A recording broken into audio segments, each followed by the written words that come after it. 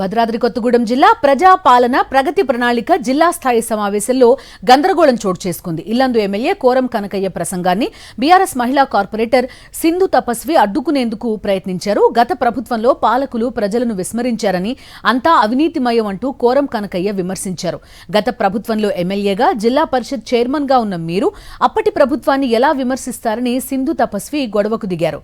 Congress party ప్రభుత్వం ఇచ్చిన 6 గ్యారంటీలలో ఏ ఒక్కటి అమలు చేయడం లేదని ప్రసంగాన్ని అడ్డుకున్నారు. దీంతో సభలో కాసేపు గందరగోళ పరిస్థితి నెలకొంది.